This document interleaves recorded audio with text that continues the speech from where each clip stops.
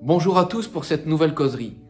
Je vais vous proposer aujourd'hui de réfléchir ensemble sur ce qui se cache derrière trois verbes: avoir, faire et être.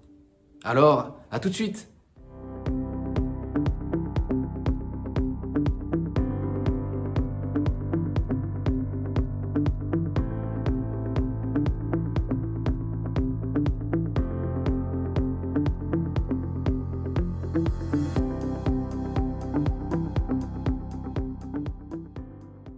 Nous nous projetons dans notre vie de jeune adulte avec cette ambition de réussir notre intégration sociale.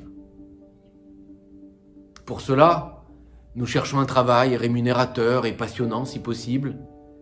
Nous cherchons à rencontrer l'être superbe avec qui nous construirons une vie. Nous cherchons à avoir des enfants, à construire une famille. Nous bâtissons un nid pour accueillir cette future famille. Nous nourrissons des relations familiales, sociales. Bref, nous jouons avec un maximum de sérieux des rôles, qu'ils soient professionnels, amoureux, familiales et sociales. Mais parfois, portés par des croyances éducatives, nous pouvons jouer ces rôles en nous éloignant de ce que nous sommes. Et sans connaissance de soi, sans regard sur soi, nous ne nous apercevons pas de cette distorsion qu'il peut y avoir entre ce que nous faisons et ce que nous sommes. Alors nous poursuivons la route, encore et toujours, jusqu'à ce qu'une crise de vie vienne chambouler tout cela.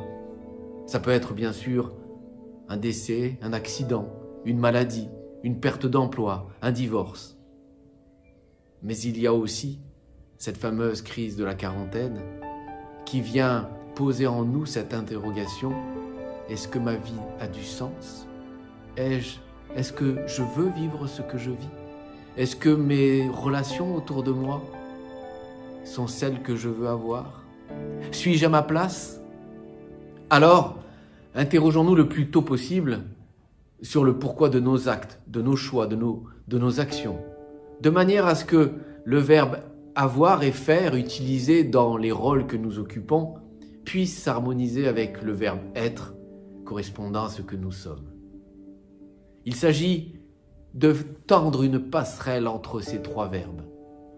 Il s'agit de tendre une passerelle entre externalisation, c'est-à-dire ce que nous présentons à l'extérieur de nous à travers les rôles, et l'internalisation, c'est-à-dire ce que nous vivons, ce que nous ressentons à l'intérieur de nous. Sans quoi, nous risquons, à la moindre crise existentielle, d'égratigner soi et les autres.